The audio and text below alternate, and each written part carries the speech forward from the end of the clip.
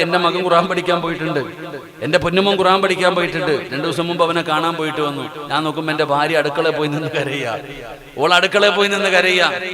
എനിക്ക് വിഷമമുണ്ട്, എന്റെ മോൻ പോയി നിൽക്കുക. പക്ഷെ നമ്മൾ പഠിച്ചവരായതുകൊണ്ട് ഞങ്ങൾ കാണാൻ പോയിട്ട് തിരിച്ചിറങ്ങി വരുമ്പോൾ അവനിങ്ങനെ മതിൽ മറിയുന്നത് വരെ ഇങ്ങനെ നോക്കി നിൽക്കുന്നുണ്ട്. ഞാൻ നോക്കുമ്പോൾ എന്റെ ഭാര്യ അടുക്കളയിൽ നിന്ന് കരയുന്നു, ബാത്റൂമിന്റെ അവിടെ പോയി നിന്ന് കരയുന്നു, മക്കളോടുള്ള സ്നേഹത്തോടോ.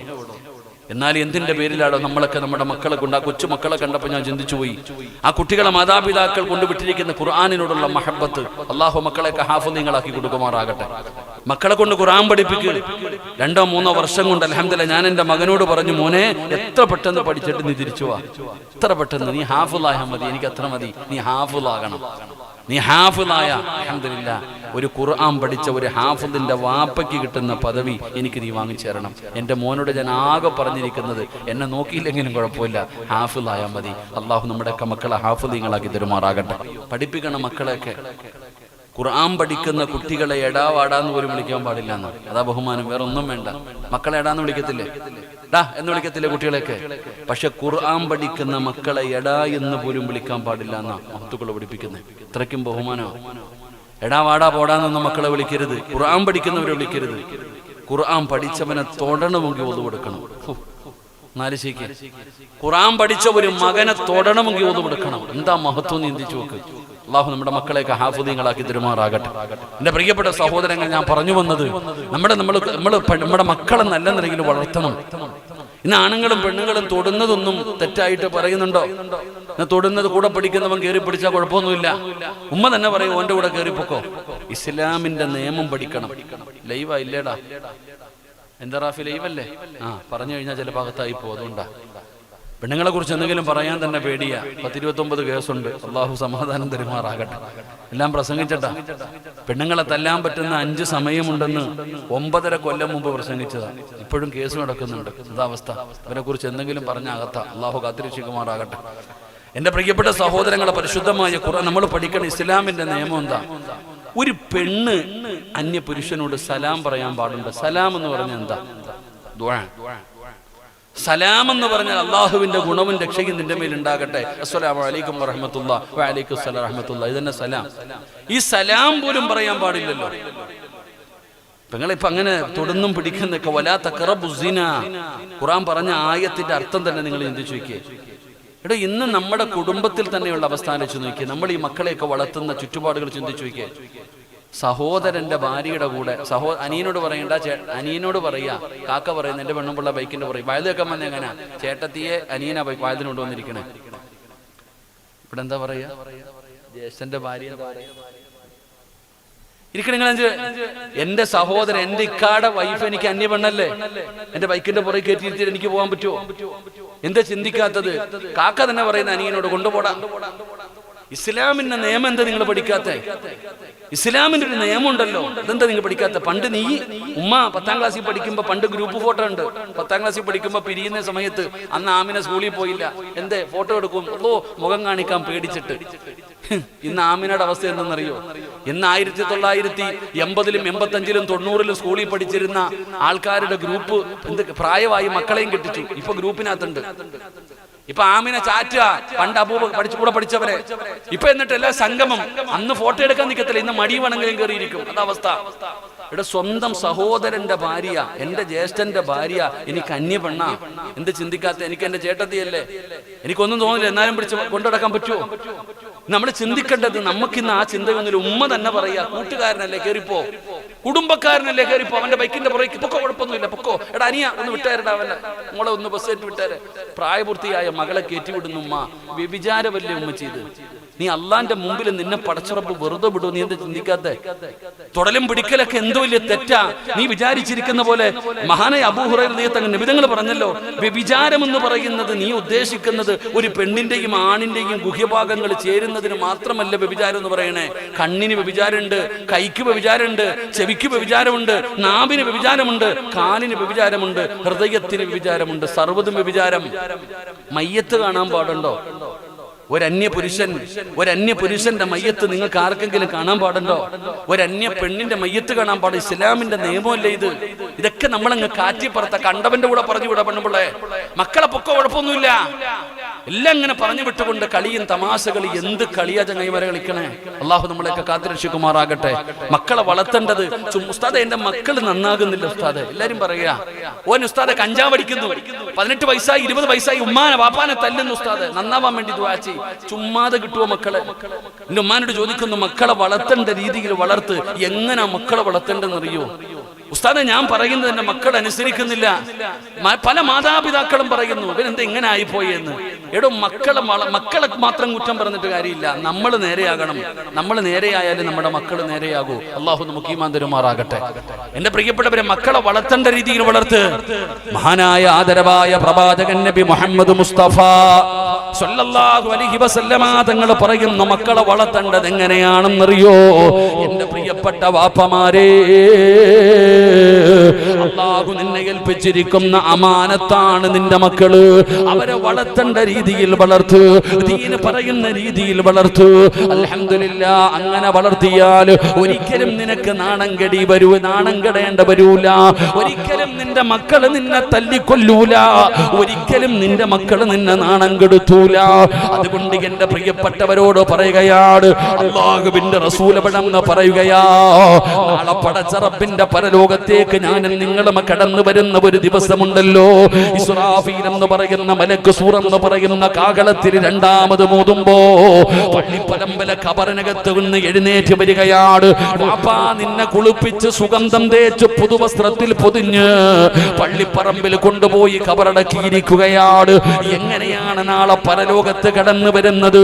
പട്ടിയുടെ കോലത്തില്, പന്നിയുടെ കോലത്തില്, കഴുതയുടെ രൂപത്തിൽ നടന്നു വരുന്നവർ, ഇടഞ്ഞു വരുന്നവർ, മുഖത്ത് മാംസമില്ലാത്തവർ, കുഷ്ഠരോഗികളെ പോലെ വരുന്നവർ, പല പല വിഭാഗങ്ങളായി എന്റെ ഉമ്മത്ത് നാളെ പരലോകത്ത് കടന്നു വരുമെന്ന് മുത്തുനബി പഠിപ്പിക്കുമ്പോ എന്റെ പ്രിയപ്പെട്ട സഹോദരാ, നാളെ നാണം കെടുത്തും വാപ്പാ. നബി തങ്ങൾ പറഞ്ഞു, സ്വഹാബാ, 3 വിഭാഗത്തോട് അല്ലാഹു കരുണ കാണിക്കൂല. 3 പേരോട് അല്ലാഹു സംസാരിക്കില്ല. അല്ലാഹു അവരുടെ മുഖത്ത് പോലും നോക്കില്ല. അല്ലാഹു പരിചയം പോലും കാണിക്കൂല. നാളെ പടച്ച റബ്ബിന്റെ പരലോകത്തിലും നാണം കെട്ടവരെ പോലെ പുഴുത്ത് നാറിയിട്ട് ദുർഗന്ധമടിക്കുന്ന കോലത്തിൽ നാളെ പടലോകത്തേക്ക് കടന്നു വരുന്ന 3 വിഭാഗമുണ്ടോ. ഒരു വിഭാഗം ആരെന്നറിയോ?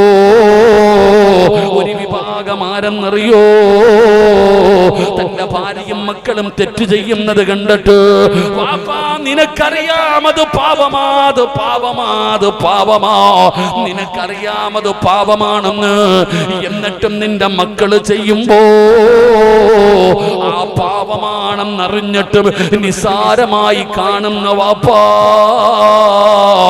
നിന്നെ അല്ലാഹു വെറുതെ വിടത്തില്ലെന്ന് ആദരവായ പ്രവാചകൻ നബി മുഹമ്മദ് മുസ്തഫ സല്ലല്ലാഹു അലൈഹി വസല്ലമ തങ്ങൾ പറയുന്നു, നിനക്കറിയാം അത് പാപമാണെന്ന്, നിനക്ക് ഉറപ്പാ പാപമാണെന്ന് നിനക്കറിയാം, എന്നാലും നീ തിരുത്തൂല. മക്കളായതുകൊണ്ട് ഭാര്യയായതുകൊണ്ട് തെറ്റുതിരുത്തി കൊടുക്കൂല. എന്റെ പ്രിയപ്പെട്ട സഹോദരങ്ങൾ, ഇതൊക്കെ തെറ്റാണെന്ന് നമുക്കറിയാം, ഇതൊക്കെ പാപമാണെന്ന് നമുക്കറിയാം. തൊടുന്നത്, സലാം പറയുന്നത് പാപമാണെങ്കിൽ, ഒരു അന്യ പെണ്ണ് അസ്സലാമു അലൈക്കും എന്ന ദുആ എന്ന സലാം പറയൽ പോലും പാപമാണെങ്കിൽ, ബാക്കി നിങ്ങൾ പറ പാപമല്ലേ?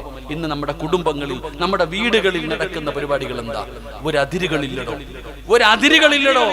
എന്റെ പ്രിയപ്പെട്ടവരെ, ഇന്ന് അങ്ങനൊന്നുമില്ല. നാട്ടുകാരെയല്ല പേടിക്കേണ്ടത്. എന്റെ ഭർത്താക്കന്മാരോട് ഞാൻ പറയുന്നു, നാട്ടുകാരെയല്ല നിങ്ങൾ ഭയപ്പെടേണ്ടത്. നബി തങ്ങൾ പഠിപ്പിച്ചു തന്നു, നിങ്ങൾ ഏറ്റവും കൂടുതൽ സൂക്ഷിക്കേണ്ടത് നിങ്ങളുടെ കുടുംബത്തിലെ അകന്ന ചെറുപ്പക്കാരെയാണെന്ന് നബിയുനാ റസൂലുള്ളാഹി ഉറക്കെ പറഞ്ഞു. നബിയുനാ റസൂലുള്ളാഹി, എടാ അയൽവാസി, നാട്ടുകാരന് നീ വീട്ടിൽ കയറ്റത്തില്ല, പക്ഷെ നിന്റെ കുടുംബത്തിലെ അകന്ന ചെറുപ്പക്കാരന് നിന്റെ പെണ്ണുമ്പിള്ളയുടെ കൂടെ അടുക്കളയിൽ പോയി നിൽക്കാനുള്ള അവകാശം നീ കൊടുക്കും. കുടുംബത്തിലകന്ന ചെറുപ്പക്കാരെ നിങ്ങൾ സൂക്ഷിക്കണം. എന്റെ പ്രിയപ്പെട്ട സഹോദരങ്ങളെ, മക്കളെ വെറുതെ അല്ല, മക്കളെ വളർത്തേണ്ടത് എങ്ങനെ ഖുർആൻ പറയുന്നുണ്ട് എന്ന് തുറന്നിട്ടുണ്ട് നടക്കുകയാണും പെണ്ണും. ഔറത്ത് പോലും മറക്കണില്ലല്ലോ. എല്ലാം ഇങ്ങനെ നടക്കുക. ആണാകട്ടെ പെണ്ണാകട്ടെ, വയലിന് വരുമ്പോ ഫർദി ഹിജാബ്, ഇതിന്റെയൊക്കെ അവസ്ഥ വീട്ടിൽ പോകുമ്പോൾ നിങ്ങൾ ചിന്തിച്ചിരിക്കേ. വീട്ടിൽ പോകുമ്പോ പ്രായപൂർത്തിയായ പെങ്ങളുടെ മുമ്പിലൂടെ നിക്കറിട്ടുകൊണ്ട് നടക്കുന്ന ചെറുപ്പക്കാരില്ലേ, സ്വന്തം 18ഉം 19ഉം വയസ്സുള്ള സഹോദരിയുടെ മുമ്പിലൂടെ ഇത്രയുള്ള സായിപ്പിട്ട എന്താ പറയാ, വെറുമ്പോടെ എന്താ പറയാ, ഇട്ടുണ്ട് നടക്ക ഔറത്ത്. കുഴപ്പം തോന്നുന്നു, ബാപ്പ നിന്റെ മുമ്പിൽ കൂടെ നിന്റെ മോൻ നടക്കുന്നില്ലേ, എന്തേ നീ തിരുത്താത്തെ? നിന്റെ സ്വന്തം മകള് നൈറ്റ് ഡ്രസ് പോലും തോറ്റുപോകുന്ന വസ്ത്രം ഇട്ടുകൊണ്ട് നിന്റെ മുമ്പിലൂടെ നടക്കുന്നില്ലേ, എന്തേ ഉപ്പ? മക്കളെ വളർത്തേണ്ടത് എങ്ങനെ? നീ എന്താ വിചാരി, എന്തേ ഉസ്താദെ കൂടപ്പുറപ്പിന് ഇപ്പൊ എന്താ, കൂടപ്പുറപ്പിന്റെ ഔറത്ത് കണ്ടാ കുഴപ്പം വല്ലതും ഉണ്ടോ? എന്റെ സഹോദരിയല്ലേ, അവൾ എന്റെ കണ്ടാൽ എന്താ അങ്ങനെ? നമ്മൾ എങ്ങനെ? എടാ കൂടപ്പുറപ്പിന്റെ പോട്ടെ, വാപ്പാടെ ഔറത്ത് മക്കൾക്ക് കാണാൻ പാടുണ്ടോ? കാണാൻ പാടുണ്ടോ? നിങ്ങളെന്താ വെടികൊണ്ടതുപോലെ ഇരിക്കണേ? നിന്റെ സ്വന്തം ഉമ്മാടെ ഔറത്ത് നിനക്ക്, എനിക്ക് എന്റെ ഉമ്മാടെ ഔറത്ത് എനിക്ക് കാണാൻ പാടുണ്ടോ? നിങ്ങൾ എന്താ ഇങ്ങനെ ഇരിക്കണേ? കാണാൻ പാടുണ്ടോ? ഖുർആൻ മക്കളെ വളർത്തേണ്ടത് എങ്ങനെ? ഖുർആൻ പറയുന്നു 3 സമയങ്ങളിൽ നിങ്ങൾ പഠിക്കണം മക്കളെ വളർത്തേണ്ടത് എങ്ങനെയാന്ന് പഠിപ്പിക്കണം. സെക്സ് പടം കാണുന്ന ഒരുമിച്ചിരുന്ന ഉമ്മായും മക്കളും കൂടെ, ഉമ്മായും വാപ്പായും മക്കളും കൂടെ ഒരുമിച്ചിരുന്നിട്ട് ഇന്നൊരു ഫിലിം സമാധാനത്തോടെ കുടുംബം, ഒരു പെണ്ണുപിള്ളയ്ക്ക് ഭർത്താവിനിരുന്ന് കാണാൻ പറ്റുമോ? ഇന്നൊക്കെ ഇറങ്ങുന്ന ഫിലിം ഒരു ഭാര്യക്ക് എന്തിനാ ഫിലിം കാണണ്ട? ഈ റോഡിൽ കൂടെ പോകുമ്പോ ഒട്ടിച്ചു വെച്ചിരിക്കുന്ന പോസ്റ്ററെങ്കിലും ഒരു ഉപ്പാനും ഉമ്മാനും മക്കൾക്ക് കാണാൻ പറ്റുന്നതാണോ? അള്ളാഹു നമ്മളെ കാത്തിരക്ഷിക്കുമാറാകട്ടെ. എന്റെ പ്രിയപ്പെട്ടവരെ, മക്കളെ വളർത്തേണ്ടത് ഖുർആൻ പറയുന്നു പ്രായപൂർത്തിയാകാത്ത മക്കൾ. 7 വയസ്സുള്ളവനോട് നിസ്കരിക്കാൻ കൽപ്പിക്കണം, 10 വയസ്സായിട്ട് നിസ്കരിക്കാത്തവനെ തല്ലണമെന്നാണ്. അപ്പൊ ആ 10 വയസ്സിന്റെ താഴെ പ്രായമുള്ള മക്കൾ, ആ ചെറിയ മക്കൾ പോലും ഖുർആൻ പറയുന്നു അവരെ വളർത്തേണ്ടത് എങ്ങനെ? 3 സമയങ്ങളിൽ മാതാപിതാക്കളുടെ അനുവാദം ചോദിക്കാതെ ബെഡ്റൂമിൽ കയറരുത് എന്ന് അള്ളാഹുവിന്റെ വിശുദ്ധ ഖുർആൻ. അള്ളാഹു നമുക്ക് ഈമാൻ നൽകുമാറാകട്ടെ. ഈ 10 വയസ്സിന്റെ താഴെ പ്രായമുള്ള മക്കൾ, വലിയവന്റെ കാര്യമല്ല, ഈ പ്രായപൂർത്തിയാകാത്ത മക്കൾ മാതാപിതാക്കളുടെ ബെഡ്റൂമിന്റെ അകത്ത് കയറണമെങ്കിൽ അനുവാദം ചോദിക്കണം 3 സമയങ്ങളിൽ. വാതിലി തട്ടിയിട്ട് ഉമ്മാ ഉപ്പ ഞാൻ കയറി വരട്ടെ എന്ന അനുവാദം ചോദിച്ചിട്ടേ റൂമിനകത്ത് കയറാൻ പാടുള്ളൂ എന്ന് അള്ളാഹുവിന്റെ വിശുദ്ധ ഖുർആൻ. അള്ളാഹു നമുക്ക് ഈമാൻ നൽകുമാറാകട്ടെ. ബക്കറ്റെടുക്കാൻ സമയമായപ്പോ ഇതിങ്ങനെ ബക്കറ്റ് എടുക്കാൻ എല്ലാവരും ഇങ്ങനെ നിൽക്കുമ്പോൾ തന്നെ നമുക്ക് ഇങ്ങനെ അൽഹംദുലില്ലാഹ്, എന്തായാലും നല്ല കാര്യമല്ലേ. അള്ളാഹു നമുക്ക് തരുന്ന ഒരു അവസരം, അള്ളാഹുവിനോട് ബർക്കത്ത് ചോദിക്കാൻ പറഞ്ഞ മാസമാണ് റജബുൻ ഷഹൂറുള്ള അള്ളാഹുടെ മാസമാ. അല്ലാഹുമ്മ ബാരിക് ലനാ ഫീ റജബിൻ വ ശഅബാൻ, ബർക്കത്ത് ചോദിക്കാൻ പറഞ്ഞ ഒരു മാസം. അൽഹംദുലില്ലാഹ്, സംഘാടകർ ബക്കറ്റുമായി നിങ്ങളുടെ മുമ്പിലേക്ക് കടന്നു വരുന്നു. എല്ലാവരും മനസ്സറിഞ്ഞുകൊണ്ടൊരു സദഖ. എന്റെ പ്രിയപ്പെട്ടവരെ, ഒരാളുടെയും 5 പൈസ അള്ളാഹ്ന് ആവശ്യമൊന്നുമില്ല. നിനക്ക് ആവശ്യമുണ്ടെങ്കിൽ നീ കൊടുത്താൽ മതി. അള്ളാഹുവിന് നമ്മളുടെ ആരുടെയും 5 നയാ പൈസ വേണ്ട. അത് കൊടുക്കുന്നത് കൊണ്ടുള്ള പ്രയോജനം നമുക്ക് തന്നെയാണ്. സദഖ വിപത്തുകളെ തട്ടിമാറ്റുമെന്ന് ആദരവായ പ്രവാചകൻ നബി മുഹമ്മദ് മുസ്തഫ. സദഖ വിപത്തുകളെ തട്ടിമാറ്റും, അപകടങ്ങൾ. എന്റെ പ്രിയപ്പെട്ടവരെ, ഇന്ന് നമ്മൾ എല്ലാവരും ഒരു വീഡിയോ കണ്ടു. ഒരു കുടുംബത്തിലെ 4 മക്കൾ ഒരുമിച്ച് ഇങ്ങനെ നിരത്തി, 14, 12, 8 അങ്ങനെ നിരത്തിയിട്ട് 4 മക്കളുടെ ഖബർ. സങ്കടത്തോടെ ഇരിക്കുന്ന പ്രിയപ്പെട്ട പിതാവിന്റെ ഒരു ഫോട്ടോ. അല്ലാഹുവേ, ആ കുടുംബത്തിന് നീ സ്വർഗം കൊടുക്കണേ അല്ലാഹ്. ഇത്ര വലിയ ഭാഗ്യവാൻ ഒരു കുടുംബത്തിൽ. എന്റെ പ്രിയപ്പെട്ട സഹോദരങ്ങളെ, എന്തൊരു വേദനയായിരിക്കും. 4, 5 അത്ര പേരാ എന്റെ പ്രിയപ്പെട്ടവരെ ഒരു കുടുംബത്തിൽ ഇങ്ങനെ കളിച്ചു തിരിച്ചടക്കുന്ന മക്കൾ. അവരെത്ര വലിയ ഭാഗ്യവാന്മാരെന്നറിയോ? ഒരാളുടെ 3 മക്കളെ അള്ളാഹു മരിപ്പിച്ചു കളഞ്ഞാൽ, ഒരാളുടെ പ്രായപൂർത്തിയാകാത്ത 3 മക്കൾ അള്ളാഹു തിരിച്ചെടുത്താൽ അതിന് പകരം സ്വർഗമാണ് പ്രതിഫലമെന്ന് നബിയുനാ റസൂലുള്ളാഹി സ്വല്ലല്ലാഹു അലൈഹി വസല്ലം. ആ മാതാപിതാക്കൾക്ക് സ്വർഗമാണ്. നമ്മളതൊക്കെ പറയുമ്പോഴും അവരുടെ സങ്കടം ഒന്ന് ചിന്തിക്കണം. നമ്മൾ ഇതിനകത്ത് പഠിക്കേണ്ട ചില പാഠങ്ങളുണ്ട്. ഒരു കുടുംബത്തിലെ എല്ലാവരും കൂടെ ഒരുമിച്ചൊരു വാഹനത്തിൽ യാത്ര ചെയ്യാൻ പാടില്ല എന്നാണ്. ഒരു വീട്ടിലെ എല്ലാവരും കൂടെ ഒരുമിച്ചൊരു വാഹനത്തിൽ യാത്ര ചെയ്യാൻ പാടില്ല. കാരണം എന്തേ? നമുക്ക് പഠിക്കേണ്ട ചില പാഠങ്ങളുണ്ട്. അതുപോലെ തന്നെ എന്റെ പ്രിയപ്പെട്ടവരെ, അപകടങ്ങൾ, ദുരന്തങ്ങൾ. ഇന്നലെ ഞാനൊരു വഴിക്ക് പോകാൻ വേണ്ടി എന്റെ കൂടെയുള്ള കുട്ടികളെയും വിളിച്ചുകൊണ്ട് ഞാൻ പോകുമ്പോൾ ഒരു തടിവണ്ടിയുടെ പുറകിൽ ഒരു ബൈക്കാരൻ പോയി കയറി. ഞാൻ പറഞ്ഞ യാത്ര തന്നെ നിർത്തി തിരിച്ചു കളഞ്ഞു. അപകടങ്ങൾ നമ്മൾ ഓരോ ദിവസം കണ്ടുകൊണ്ടിരിക്കുകയാണ്. എത്രയോ അപകടങ്ങൾ കാണുന്നു. മാരകമായ രോഗങ്ങൾ നമ്മൾ കാണുന്നില്ലേ? അസ്സദഖത്തു റദ്ദുൽ ബലാ, സദഖ വിപത്തുകളെ തട്ടിമാറ്റുമെന്ന് നബിയുനാ റസൂലുള്ളാഹി സ്വല്ലല്ലാഹു അലൈഹി വസല്ലം. ബക്കറ്റ് നിങ്ങളുടെ മുമ്പിലേക്ക് കടന്നു വരുന്നു. റജബ് മാസമാ. തലയുടെ മുകളിലേക്ക് നോക്കിക്കോ, ഒരു മലക്ക് തലയുടെ മുകളിൽ നിൽക്കുന്നുണ്ട്. എന്റെയും നിങ്ങളുടെയും തലയുടെ മുകളിൽ ഒരു മലക്ക് നിൽക്കുന്നുണ്ട്. ഈ ബക്കറ്റ് നിങ്ങളുടെ മുമ്പിലേക്ക് വരുമ്പോ ആ തലയുടെ മുകളിൽ നിൽക്കുന്ന മലക്ക് അല്ലാഹുവോട് ദുആ ചെയ്യും, പടച്ചവനെ, അല്ലാഹുവേ, നീ കൊടുത്തതിൽ പങ്കിവന് കൊടുത്തുറപ്പേ. ബർക്കത്ത് ചെയ്യണേ അല്ലാ. തലയുടെ മുകളിൽ നിൽക്കുന്ന മലക്ക് ദുആ ചെയ്യുകയാണ്. ആ ദുആ അല്ലാഹു സ്വീകരിക്കുമെന്ന് ഉറപ്പാടോ? അതുകൊണ്ട് മലക്കുകളുടെ ദുആയ്ക്ക് ഇജാബത്തുണ്ടോ? അതുകൊണ്ട് അല്ലാഹുവിന്റെ ദീനിന് വേണ്ടി നിങ്ങളുടെ മുമ്പിലേക്ക് കടന്നു വരുമ്പോ ഉള്ളതിൽ പങ്കു കൊടുത്താ ആ മലക്ക് നിനക്ക് ബർക്കത്തിന് വേണ്ടി റജബിന്റെ രാത്രിയിൽ ദുആ ചെയ്യുകയാണ്. കയ്യിൽ പൈസ ഉണ്ടായിട്ട് പടച്ചവനെ നീ ഉറക്കം നടിക്കല്ലേ, കാണാത്തവനെ പോലെ ഇരിക്കല്ലേ. തലയുടെ മുകളിൽ ഇരിക്കുന്ന മലക്ക് പറയുന്നു, അല്ലാ നീ കൊടുത്തത് ഇവന് പിടിച്ചു വെച്ചു പടച്ചവര്, നീ കൊടുത്തത് ഇവൻ പിടിച്ചു വെച്ചു പടച്ചവര്, ഇതുപോലെ നീയും പിടിച്ചു വെക്കണേ അല്ലാ. അത് എതിരായി പോകും സഹോദരാ. അതുകൊണ്ട് മനസ്സറിഞ്ഞുകൊണ്ട് അല്ലാഹു തന്നതിൽ നിന്നൊരൽപ്പം കൊടുക്ക്. നേട്ടം നിനക്കേ ഉള്ളൂ. അപകടങ്ങൾ മാറുകയാ, ദുരന്തങ്ങൾ മാറുകയാ, മാരകമായ രോഗങ്ങൾ മാറുകയാ, സമാധാനമുള്ള ജീവിതം കിട്ടുകയാ, നല്ല മരണം കിട്ടുകയാ. അൽഹംദുലില്ലാഹ്, കൊടുക്കുന്നത് കൊണ്ട് ഒരുപാട് പ്രയോജനങ്ങളാണ്. അതുകൊണ്ട് മനസ്സറിഞ്ഞുകൊണ്ടൊരു സദക്ക കൊടുക്ക്. അല്ലാഹുവേ സദക്ക സ്വീകരിക്കണേ അല്ലാ. അർഹമായ പ്രതിഫലം കൊടുക്കണേ അല്ലാ. ഒരു പ്രയാസവും വരുത്തല്ലേ അല്ലാ. സ്വല്ലല്ലാഹു അലാ മുഹമ്മദ്.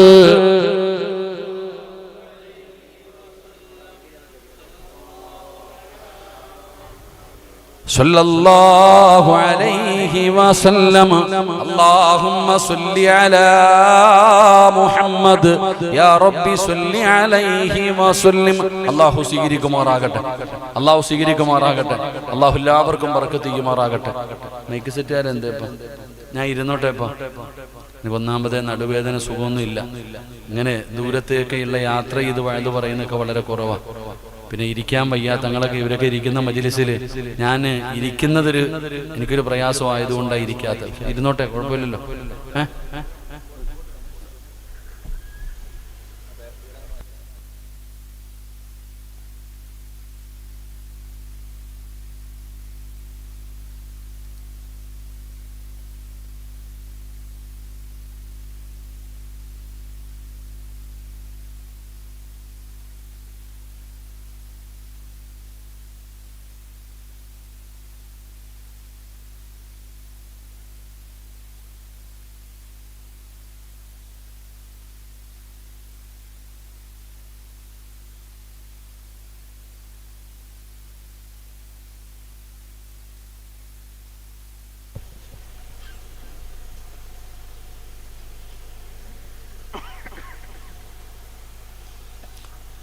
അൽഹംദുലില്ലാഹ്.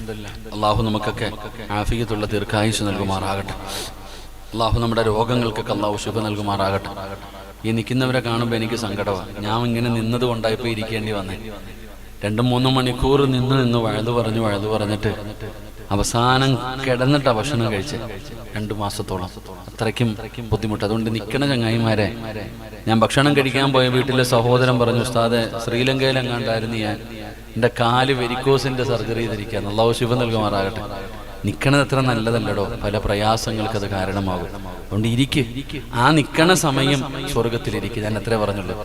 എപ്പോൾ വേണമെങ്കിലും ഇറങ്ങിപ്പോകാനുള്ള അവകാശം നിങ്ങൾക്കുണ്ട്. പക്ഷെ ആ നിൽക്കുന്നത് അവിടെ നിന്നാ അത് വേറെ സ്ഥലം, ഇത് സ്വർഗം. ദുനിയാവിൽ 2 സ്വർഗമുണ്ട്. ആ 2 സ്വർഗം, ഈ നിൽക്കണ എല്ലാവരുടെയും, ഈ അകത്തും പുറത്തും നിൽക്കണ എല്ലാവരുടെ ആഗ്രഹം സ്വർഗത്തിൽ പോകണമെന്ന. അള്ളാഹു ഭാഗ്യം തരുമാറാകട്ടെ. അതല്ലേ ആഗ്രഹം? ഒന്ന് കൈപൊക്കിക്കുക. പോകാൻ താല്പര്യമുള്ളവര്, സ്വർഗത്തിൽ പോകാൻ താല്പര്യമുള്ളവരൊക്കെ ഒന്ന് കൈപൊക്കിക്കുക. അള്ളാഹുവെ ആരൊക്കെ കൈപൊക്കിയോ ഓൻ ജീവിതത്തിൽ എന്ത് നന്മ ചെയ്തിട്ടില്ലെങ്കിലും ഈ കൈപൊക്കിയതിന് പകരം നീ സ്വർഗം കൊടുക്കണേ അല്ലാ. അല്ലാ, നീ സ്വർഗം കൊടുക്കണേ അല്ലാ. മരിക്കുന്ന സമയത്ത് സ്വർഗം കണ്ട് മരിക്കാൻ ഭാഗ്യം കൊടുക്കണേ അല്ലാ. അള്ളാഹുവെ ആ കൈപൊക്കാത്തവനെ നീ നന്നാക്കണേ അല്ലാ. ഒന്നുകൂടെ കൈപൊക്കി നോക്കി. അപ്പൊ ഇരിക്കണ എല്ലാത്തിന്റെ ആഗ്രഹം സ്വർഗത്തിൽ പോകണമെന്ന്. ഈ പുറത്ത് നിൽക്കണ കാക്ക, ദുനിയാവിൽ 2 സ്വർഗമേ ഉള്ളൂ. ഒന്ന് മദീനത്ത് നബിതങ്ങളുടെ റൗളയുടെ മിമ്പറിന്റെയും ഇടയിലുള്ള ആ സ്ഥലം. പിന്നെ ഒരു സ്വർഗം ഇൽമ പറയുന്ന മജ്ലിസ. കണ്ണിന്റെ മുമ്പിൽ സ്വർഗം കണ്ടിട്ട് നീ കയറിയിരിക്കുന്നില്ലെങ്കിൽ ഒന്ന് ചിന്തിച്ചു നോക്കി. അതാ സങ്കടം. കണ്ണിന്റെ മുമ്പിൽ സ്വർഗം, ഒരു റോഡിന്റെ ഇക്കരെ സ്വർഗം ഇല്ല. അല്ല ഞാൻ പുറത്തേ നിൽക്കൂന്ന് പറഞ്ഞാൽ ചിലപ്പോൾ നാളെ പുറത്തായി പോകും. അല്ലാഹു കാത്തിരക്ഷിക്കുമാറാകട്ടെ. അതുകൊണ്ടാണ് ഞാൻ ആദ്യം പറഞ്ഞത് ഒന്നീ കയറിയിരിക്കുക അല്ലെങ്കിൽ പോയേക്കാൻ പറഞ്ഞതുകൊണ്ടാണ്. കാരണം നിങ്ങളോടുള്ള വെറുപ്പോ ദേഷ്യമോ ഒന്നുമല്ല, ശാരീരികമായി പല പ്രയാസങ്ങൾ ഉണ്ടാകും. അതുകൊണ്ട് പുറത്ത് നിൽക്കുന്ന ചങ്ങായിമാരെ, ഞാൻ ഇപ്പം നിർത്തിയ അരമണിക്കൂറേ ഉള്ളൂ, ഇനി എല്ലാം കൂടെ കയറിയിരിക്കാൻ പറ്റുമെങ്കിൽ ഇരിക്കുക. അള്ളാഹു നമ്മളെയൊക്കെ നന്നാക്കി തരുമാറാകട്ടെ. ഖുർആൻ പറയുന്നു 3 സമയങ്ങളിൽ മാതാപിതാക്കളുടെ റൂമിൻ്റെ അകത്ത് മക്കൾ കയറണമെങ്കിൽ അനുവാദം ചോദിക്കണം. നിങ്ങൾക്ക് ബോറടിക്കണുണ്ടോ? നിങ്ങൾക്ക് എന്തോ ഒരു മടുത്തതുപോലെ തുടങ്ങുന്നു. കുഴപ്പമൊന്നുമില്ലല്ലോ. താത്തമാരൊക്കെ കേട്ടോ. 3 സമയങ്ങളിൽ പ്രായപൂർത്തിയാകാത്ത മക്കള് വാപ്പായും ഉമ്മായും ബെഡ്റൂമിലുണ്ടെങ്കിൽ റൂമിലുണ്ടെങ്കിൽ ചോദിക്കാതെ കയറാൻ പാടില്ല. 3 സമയം ഏതാ? 1 വെളുപ്പാങ്കാലം, 2 ഉച്ചയ്ക്ക് ഭക്ഷണം കഴിച്ചിട്ട് കിടക്കുന്ന സമയം, 3 രാത്രി. ഈ 3 സമയങ്ങളിൽ അനുവാദം ചോദിക്കാതെ റൂമിന്റെ അകത്ത് കയറാൻ പാടില്ല. എന്താണ് ഈ സമയത്തിന്റെ പ്രത്യേകത? ഈ സമയത്തിന്റെ പ്രത്യേകത എന്താ? നിങ്ങൾക്ക് പ്രായമുള്ളവരൊന്നും വിചാരിക്കരുത്. ഞാനൊരു ഉദാഹരണം പറയാം, നിങ്ങൾ വേറെ ഒന്നും വിചാരിച്ചേക്കരുത്. ഒരു ഉദാഹരണം ഞാൻ പറഞ്ഞു തരാം. ഈ ആണുങ്ങളൊക്കെ രാത്രി കിടക്കുമ്പോൾ ഒരു മുണ്ടെടുത്തിട്ട് കിടന്നുറങ്ങും. കൊടുത്തൂല്ലേ? നിങ്ങൾ എന്താ ഇങ്ങനെ ഇരിക്കണേ? നമ്മ രാത്രി കിടക്കുമ്പോൾ ഒരു മുണ്ടെടുത്തിട്ട് കിടന്നുറങ്ങൂല്ലേ? വെളുപ്പാങ്കാലത്ത് ഉറക്കത്ത് നിന്ന് എഴുന്നേക്കുമ്പോ ആദ്യം തിരയുന്നത് എന്താ? ആ മുണ്ടല്ലേ? നമ്മൾ രാത്രി കിടന്നുറങ്ങുമ്പോൾ ഒരു മുണ്ടെടുത്തിട്ട് കിടന്നുറങ്ങും. രാവിലെ എന്റെ മുണ്ടെന്താ? ഇത് കിടക്കുന്നത് കാടിയത് കിടക്കുന്നത് അല്ലേ? നമ്മൾ ആ മുണ്ട് ചിലപ്പോൾ നമ്മൾ ഉറക്കത്തിൽ അഴിഞ്ഞു പോകും. നിങ്ങൾ ചിന്തിക്ക്, ഖുർആൻ പറഞ്ഞു നോക്ക്. ആ വെളുപ്പാങ്കാല സമയത്ത് ഒരു മകനോ ഒരു മകളോ അനുവാദം ചോദിക്കാതെ റൂമിൽ കയറി വന്ന ഗോപ കടപ്പുറത്താ സായിപ്പ് അടക്കണ പോലെ വാപ്പ അടക്കണം. നലിച്ചിക്ക്. നിങ്ങളുടെ മാക്സിയുടെ കാര്യം ഞാൻ പറയൂല, അത് പോട്ടെ. രാവിലെ 5 മണിക്ക് 4 മണിക്ക് ഒരു കുട്ടി വാപ്പാടെ റൂമിന്റെ അകത്ത് വരുമ്പോ വാപ്പ മുണ്ടില്ലാതെ കിടക്ക. ഇതുകൊണ്ടാണ് അള്ളാഹു പറഞ്ഞത് ചോദിക്കാതെ കയറരുതെന്ന്. എടോ, സ്വന്തം വാപ്പാടെ ഔറത്ത് കൊച്ചുകുട്ടികൾക്കല്ല, പ്രായപൂർത്തിയായവന് കണ്ട എന്തെങ്കിലും തോന്നുമോ? ഒന്നും തോന്നില്ല. എന്നിട്ട് പോലും അള്ളാഹു പറഞ്ഞു മക്കളെ വളർത്തുമ്പോ സൂക്ഷിക്കണം. സ്വന്തം വാപ്പയുടെ ഔറത്താണെങ്കിലും ഉമ്മയുടെ ഔറത്താണെങ്കിലും നീ കുഞ്ഞിനെ റൂമിനകത്തിരുത്തിയിട്ട് വാതിലടച്ചിട്ട് ബാത്റൂമിന്റെ വാതിൽ തുറന്നിട്ടിട്ട് കുളിക്കും. പാട്ട് വിട്ട് ഉമ്മ ഇങ്ങനെ. ചിലപ്പോ മക്കളെയും വിളിച്ചിട്ട് ഇതാണല്ലോ, നമുക്കൊന്നില്ല, അതിന്റെ കൂടെ കുട്ടികളെയും കൂടെ കയറി നിർത്തിയിട്ട് എത്രത്തോളം സൂക്ഷിക്കണം എന്ന് എനിക്ക് അറിയാഞ്ഞിട്ടാ. കൊച്ചു കുട്ടികൾ പെട്ടെന്ന് കാര്യങ്ങൾ മനസ്സിലാക്കും, വലിയവരെ പോലല്ല. ആ ചുട്ടയിലെ ശീലം ചെറിയ കുട്ടികളുടെ ആ ഒരു ചിന്ത. അല്ലെങ്കിൽ നിങ്ങൾ ഒരു ഉദാഹരണം ചിന്തിച്ചാൽ മതി. നിങ്ങളുടെ മക്കൾ, ഈ ചെറിയ കുട്ടികൾക്ക് പെട്ടെന്ന് കാര്യങ്ങൾ മനസ്സിലാവും. വലിയവരെ കാര്യം എളുപ്പത്തിൽ അവർക്കിപ്പം കാര്യം. ഇപ്പോഴത്തെ പിള്ളമാർക്കൊക്കെ പിന്നെ പാപ്പായ്ക്ക് യൂട്യൂബ് എടുക്കുന്ന അറിയോ, ഇൻസ്റ്റാഗ്രാം, അതിനോട് യോതിര്. എന്റെ വീട്ടിലെ ചെറിയ സാധനം ഞാൻ നോക്കുമ്പോ പടച്ചോനെ എന്താ പറയാ, ഗെയിം ഡൗൺലോഡ് ചെയ്ത് വെച്ചിരിക്കുക. എനിക്കറിയില്ല അതെങ്ങനെ ചെയ്യേണ്ടതെന്ന്. നമ്മുടെ മക്കളൊക്കെ അല്ലാഹു എല്ലാത്തിനും നന്നാക്കി തരുമാറാകട്ടെ. ഇവിടെ നമ്മുടെ മക്കൾ ഇത് കാണും. വാപ്പയുടെ ഔറത്താണെങ്കിലും ഉമ്മയുടെ ഔറത്താണെങ്കിലും ആ ചെറിയ മക്കൾ കണ്ടു കഴിഞ്ഞാൽ അവരുടെ ഭാവിയിൽ അത് ദോഷം ചെയ്യും. അതുകൊണ്ട് അള്ള പറഞ്ഞ് കാണരുതെന്ന്. ഇനി പറ, വലിയ മക്കളുടെ അവസ്ഥ എന്താ? ഇന്നത്തെ അവസ്ഥ ചിന്തിക്കടോ. നമ്മൾ കാണിക്കും നമ്മുടെ മക്കളെ എത്രത്തോളം സൂക്ഷ്മതയോടുകൂടി നമ്മൾ വളർത്തണം. സങ്കടപ്പെട്ടിട്ട് കാര്യമില്ല. മക്കൾക്ക് പഠിപ്പിച്ചു കൊടുക്കേണ്ടത് പഠിപ്പിച്ചു കൊടുക്കണം. തെറ്റ് തെറ്റാണെന്ന് തന്നെ പറഞ്ഞു കൊടുക്കണം. അതിനാദ്യം നീ നന്നാകണം. നീ നന്നായാലല്ലേ, വാപ്പയല്ലേ മക്കളെ നന്നാക്കണ്ടേ, ഉമ്മയല്ലേ നന്നാക്കണ്ടേ. നമുക്കാർക്കാ 7 വയസ്സുള്ളവനോട് നിസ്കരിക്കാൻ കൽപ്പിക്കണം, 10 വയസ്സായിട്ട് നിസ്കരിക്കാത്തവനെ തല്ലണോന്നാ, തല്ലി നിസ്കരിപ്പിക്കണോന്നാ. ഒന്ന് മേലും നോവിച്ചിട്ട് നിസ്കരിച്ചില്ലെങ്കിൽ ഒരു വിരട്ടിലൊക്കെ വരട്ടണമെന്നാ. ഇപ്പൊ അതും ചെയ്യാൻ പറ്റത്തില്ല, അകത്തായി പോകും. ഇമാര് വല്ലതും കേസ് കൊടുത്ത അകത്താ. അള്ളാഹു കാത്തിരക്ഷിക്കുമാറാകട്ടെ. 10 വയസ്സായിട്ട് നിസ്കരിക്കാത്തവൻ എന്ത് ചെയ്യണമെന്നാ ഫിഖിന്റെ പണ്ഡിതന്മാർ അടിക്കണമെന്നല്ലേ? നിസ്കരിക്കാത്തതിന്റെ പേര് മക്കളെ തല്ലിയ ഏതെങ്കിലും ഒരു വാപ്പ ഉണ്ടെങ്കിൽ കൈവക്കിക്ക്. തിരിഞ്ഞൊന്നും നോക്കല്ലേ മക്കളെ, എന്തായാലും നിന്റെ വാപ്പ പൊക്കൂല, പേടിക്കണ്ട. ആരെങ്കിലും ഒന്ന് കൈവക്കാനുണ്ടോ? നിസ്കരിക്കാത്തതിന്റെ പേര് മക്കളെ തല്ലിയ ഏതെങ്കിലും ഉമ്മ? ഇല്ലടോ, ഇല്ല. കാരണം എന്തേ? നമ്മൾ ഈ പറഞ്ഞതിനർത്ഥം നമ്മുടെ മക്കൾ 5 വഖത്ത് നിസ്കരിക്കുന്നവരാണെന്നാണോ? അല്ല, നമുക്ക് അതിനുള്ള അർഹതയില്ലടോ. നമ്മളെങ്ങാനും വാപ്പ വടിയെടുത്തോണ്ട് മക്കളെ തല്ലാൻ പള്ളിയിൽ പോടാ എന്നടിക്കാൻ പോയി അവൻ നമ്മളെ നോക്കിയിട്ട് ചിരിക്കും. ആദ്യം വാപ്പ ഒന്ന് പള്ളിയിൽ പോ, പിന്നെ എന്നെ ഉപദേശിക്കാമോ. ഇതാ നമ്മൾ നന്നാകണം. ഞാൻ പറഞ്ഞു വന്നത് പടച്ചവനെ പെങ്ങളെ, അള്ളാഹുവിന്റെ പരിശുദ്ധമായ ഖുർആൻ അവിടെന്ന് പറയുകയാണ്, ഏ ചെറുപ്പക്കാരാ, തെറ്റു ചെയ്യാൻ അവസരം കിട്ടുമടാ, ഇന്നാ ബിയർ കുടിക്ക്, ഫ്രീ ആണടാ, പൈസ തരണ്ടടാ, കുടിക്കടാ എന്ന് പറഞ്ഞു കൂടെ പഠിക്കുന്നവര് നിന്റെ കൂടെ കൊണ്ടുവരും, തരും ചെറുപ്പക്കാരാ. അള്ളാഹുവേ ഇത് ഹറാമാണ്, കുടിക്കാൻ പാടില്ല, നിങ്ങൾ എന്തു പറഞ്ഞാലും കുടിക്കില്ല എന്ന് പറയാനുള്ള ചങ്കൂറ്റമാണ് വേണ്ടത്. പെങ്ങളെ, കൂടെ പഠിക്കുന്ന ഫ്രണ്ട്സ് ഓടി വന്ന് കയ്യിൽ പിടിക്കുകയാ, ഒരാൺകുട്ടി വന്ന് പിടിക്കുകയാ, പറയണം എടുക്കടാ കയ്യ്, ഇത് വ്യഭിചാരമാണ്, അന്യ പെണ്ണിന്റെ ശരീരത്ത് തൊടുന്നത് വ്യഭിചാരമാണ്, എന്റെ ശരീരത്ത് തൊടാൻ പാടില്ല. ആര് പരിഹസിച്ചാലും ഒറ്റപ്പെടുത്തിയാലും കളിയാക്കിയാലും അത് പറയുന്ന പെണ്ണിന് അല്ലാഹു കൊടുക്കുന്ന പ്രതിഫലം വലിമൻ ഖാഫ മഖാമ റബ്ബിഹി ജന്നതാ. ഖുർആൻ ഇവിടെന്ന് പറയുകയാ, രണ്ട് സ്വർഗമാണ്. അതുകൊണ്ട് എന്റെ പ്രിയപ്പെട്ടവരോട് പറയുന്നു, നമ്മളാണ് ആദ്യം നന്നാകേണ്ടത്. നമ്മൾ നന്നായാ നമ്മുടെ മക്കള് നന്നാകുമടോ, നമ്മുടെ ഭാര്യ നന്നാകുമടോ, നമ്മുടെ മക്കള് നന്നാകുമടോ, നമ്മുടെ വീട് നന്നാകുമടോ. പെങ്ങളെ, നിങ്ങളോട് വാശിയും വൈരാഗ്യമൊന്നുമില്ല പെങ്ങള്. പ്രസംഗിക്കുന്ന ഉസ്താദന്മാര് നിങ്ങളെ കുറ്റം പറയുന്നു എന്നൊരിക്കലും നിങ്ങൾ കരുതരുത്. പെണ്ണേ, നീ നന്നായാ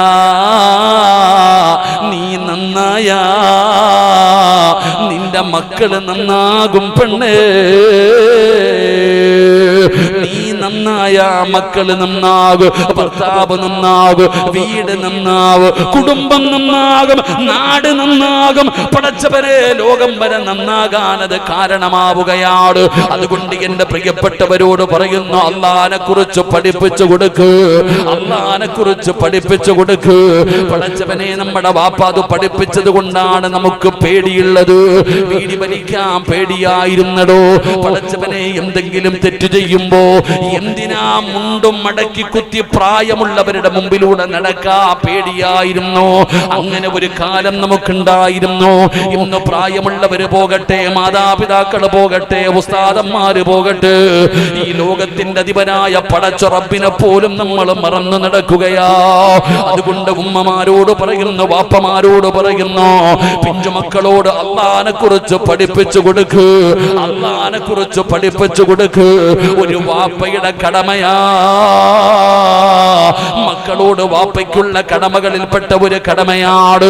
മക്കൾക്ക് അല്ലാഹ് ആരാണെന്ന് പഠിപ്പിച്ചു കൊടുക്കണം, മുത്തുനബി ആരാണെന്ന് പഠിപ്പിച്ചു കൊടുക്കണം. ഇത് വാപ്പയുടെ കടമയാണ്, ഇത് ഉമ്മയുടെ കടമയാണ്.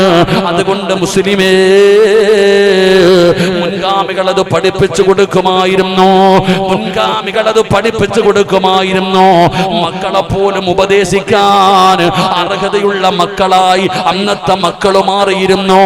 എന്റെ പ്രിയപ്പെട്ടവർക്ക് ഞാനൊരു ചരിത്രം പറഞ്ഞുകൊണ്ട് നമുക്ക് ദുആ ചെയ്യാം. എന്റെ പ്രിയപ്പെട്ട സഹോദരിമാരെ, മഹാനായ സയ്യിദുനാ ഉമർ ഇബ്നുൽ ഖത്താബ് റളിയല്ലാഹു തആല അൻഹുവിന്റെ ചരിത്രം അറിയുമല്ലോ. രാത്രിയായ അല്ലാഹുവിനെ പേടിച്ചുകൊണ്ട് ഒരു രാജ്യം ഭരിക്കുന്ന ഭരണാധികാരിയാണ്. പടച്ചവനെ, ആ രാജ്യത്തുള്ള പ്രജകളെങ്ങാനും എന്തെങ്കിലും ഒരു സങ്കടം അനുഭവിക്കേണ്ടി വന്നാ നാളെ പടച്ച റബ്ബിന്റെ മുമ്പിൽ ഉമർ കണക്ക് പറയണമെന്ന് ഭയന്നിട്ട് കിടന്നിട്ടുറക്കം വരാതെ ഉമർ തങ്ങൾ രാത്രിയിൽ ഇങ്ങനെ ഇറങ്ങി നടന്നിട്ട്, അല്ലാഹുവേ, തന്റെ ജനതയുടെ പ്രയാസം അറിയാൻ നടന്നിരുന്ന ഖലീഫയാ ഉമർ തങ്ങൾ ഇങ്ങനെ നടക്കുകയാണ്. ഒരു ദിവസം രാത്രി ഇങ്ങനെ വീടിന്റെ പരിസരത്തു കൂടെ നടന്നു പോകുമ്പോ ഒരു വീടിന്റെ അകത്ത് വഴക്ക് നടക്കുന്നു. പെങ്ങള്, ഉമ്മയും മകളും കൂടെ വല്ലാത്ത വഴക്ക് നടക്കുകയാ. ഖത്താബ് റളിയല്ലാഹു തആല ഖലീഫയായിരിക്കുമ്പോ ഒരു രാത്രി ഇങ്ങനെ ഇറങ്ങി നടന്നു പോകുമ്പോ, വെളുപ്പാങ്കാലം ആകാറായി, ഒരു വീടിന്റെ പരിസരത്തു കൂടി ഇങ്ങനെ നടന്നു പോകുമ്പോ വീടിന്റെ അകത്ത് വല്ലാത്ത വഴക്ക്. ഉമ്മയും മകളും കൂടെ വഴക്ക് കൂടുന്നേ, ഉമ്മയും മകളും കൂടെ വല്ലാത്ത വഴക്ക്. എന്താ വഴക്കിന്റെ കാരണം? എന്താ?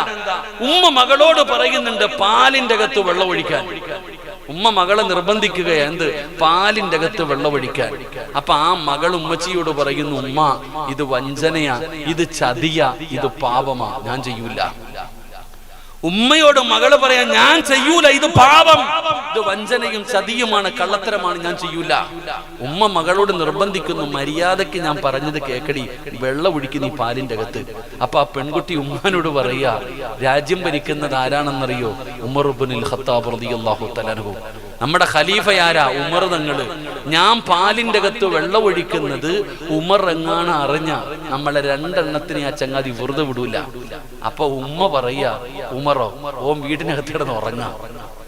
ഉമർ പാതിരാത്രി നീ പാലിൽ വെള്ളം ഒഴിക്കുന്നതും കാത്തിരിക്ക, ഉമർ വീടിന്റെ അകത്ത് കിടന്ന് ഉറങ്ങ, നീ മര്യാദയ്ക്ക് വെള്ളം ഒഴിക്ക്. ഉമർ തങ്ങൾ ഇങ്ങനെ കയ്യും കാലും ഇങ്ങനെ ധരിക്കുന്നുണ്ട്. ആ പെൺകുട്ടി പറയാ, ഉമറാണ് രാജ്യം ഭരിക്കുന്നത് അറിഞ്ഞു കഴിഞ്ഞ പ്രശ്നവ ഉമ്മ, ഞാൻ വെള്ളം ഒഴിക്കൂല. ഉമ്മ വീണ്ടും പറയുന്നു, നിന്നോട് ഞാൻ പറഞ്ഞത് കേട്ടാ മതി വെള്ളം ഒഴിക്കാൻ. അപ്പൊ ആ പെൺകുട്ടി പറഞ്ഞ മറുപടി എന്തെന്നറിയോ? ഉമ്മ, ഉമർ ഉറങ്ങുകയായിരിക്കും. രാജ്യത്തിന്റെ ഭരണാധികാരിയായ ഉമർ കിടന്നുറങ്ങുകയായിരിക്കും. ഉമർ അറിയുന്നില്ലെങ്കിലും അല്ല ഉറങ്ങുന്നില്ല. ഉമ്മ പടച്ച റബ്ബ് കണ്ടോണ്ടിരിക്കുക. ഇത് ഉമ്മ എന്നോട് പാലിന്റെ അകത്ത് വെള്ളമൊഴിക്കാൻ പറയുമ്പോ ഇത് ഞാൻ ഒഴിച്ചാൽ ഖലീഫ അറിയില്ലായിരിക്കും, പക്ഷെ എന്നെയും നിന്നെയും പടച്ച അല്ലാ ഉറങ്ങുന്നില്ല ഉമ്മച്ചി, അല്ല ഇത് കാണുന്നുണ്ട്, ഞാൻ ഒഴിക്കൂല. ഉമർ തങ്ങളുടെ കണ്ണ് നിറഞ്ഞു പോയിടോ. ഉമർ തങ്ങൾ ആ വീടൊന്ന് നോക്കി വെച്ചു. ആ വീടൊന്ന് നോക്കി വെച്ചു, അടയാളം. വീട്ടിൽ പോയി, പള്ളിയിൽ പോയി, സുബഹി നിസ്കാരമെല്ലാം കഴിഞ്ഞു. ഒരു സ്വഹാബിയെ വിളിച്ചിട്ട് പറഞ്ഞു, ഇന്ന വീട്ടിലൊരു പെൺകുട്ടിയുണ്ട്, ആരാന്ന് പോയി ചോദിച്ചിട്ട് വാ. ഇന്ന വീട്ടിലൊരു പെൺകുട്ടിയുണ്ട്, ആ പെൺകുട്ടി ആരാണെന്ന് പോയി അന്വേഷിച്ചിട്ട് വാ. ഒരാളെ പറഞ്ഞു വിട്ടു, ഖലീഫയായ ഉമർ ഇബ്നുൽ ഖത്താബ് റളിയല്ലാഹു തആല അൻഹു. എന്റെ പ്രിയപ്പെട്ടവരെ, അങ്ങനെ പോയി അന്വേഷിച്ചു നോക്കുമ്പോ ആ പാവപ്പെട്ട പെൺകുട്ടി ഒരു യതീമായ മകളാ. ഒരു യതീമായ പെൺകുട്ടിയാ, പാപ്പയില്ല, ഉമ്മയുണ്ട്. എന്റെ പ്രിയപ്പെട്ടവരെ, അവര് പട്ടിണിയാ. ആ ഉമ്മയും നല്ല ഉമ്മയാ, അള്ളാനെ ഭയന്ന് ജീവിക്കുന്ന ഒരു ഉമ്മ തന്നെയല്ല, മോശക്കാരിയൊന്നുമല്ല. ആ ഉമ്മ എന്തുകൊണ്ടാണ് മകളോട് പാലിൽ വെള്ളമൊഴിക്കാൻ പറഞ്ഞെന്നറിയോ? അവർക്ക് ആകെ ഉള്ളത് ഒരു ഒട്ടകമാണ്, ജീവിത വരുമാനം ആകെ ഒരു ഒട്ടകം. ആ ഒട്ടകത്തിന്റെ പാല് കറന്നു കൊടുത്തിട്ട് കിട്ടുന്ന പൈസ കൊണ്ട് അവര് ജീവിക്കണേ. ഒരാഴ്ചയിൽ പുറത്തായിട്ട് പാലില്ലാത്തത് കാരണം വീട്ടിൽ പട്ടിണിയാ. അങ്ങനെ ഇരുന്നപ്പോഴാ ഇത്തിരി പാല് കിട്ടി. അപ്പൊ ഉമ്മ പറഞ്ഞു, ആഹാരം കഴിച്ചിട്ട് ഒരാഴ്ചയായില്ലേ മോളെ, ഇത്തിരി വെള്ളം ഒഴിച്ചിട്ട് വിൽക്കാം, എന്തെങ്കിലും തിന്നാൻ കിട്ടുമല്ലോ. അങ്ങനെ ഉമ്മ മകളെ നിർബന്ധിക്കുന്ന, വിശപ്പ് കാരണം നിർബന്ധിച്ച്. അപ്പോഴാണ് ആ മകള് പറയുന്നത്, അല്ല കാണുന്നുണ്ട്, ഞാൻ ചെയ്യില്ലെന്ന്. ഉമർ തങ്ങൾ ഈ സംഭവം കേട്ടപ്പോ കരയാൻ തുടങ്ങി. നേരെ വീട്ടിൽ പോയി. ഉമർ തങ്ങൾ വീട്ടിൽ പോയിട്ട് രണ്ട് ആമക്കളെയും വിളിച്ചിട്ട് പറഞ്ഞു, എടാ ഒരു പെണ്ണുണ്ട്, യതീമ, പൈസയില്ല, കൊട്ടാരമില്ല, വലിയ അറിയപ്പെടുന്ന കുടുംബമൊന്നുമല്ല, പക്ഷെ അവളുടെ ഹൃദയത്തിൽ അല്ല ഉണ്ടടാ മക്കളെ.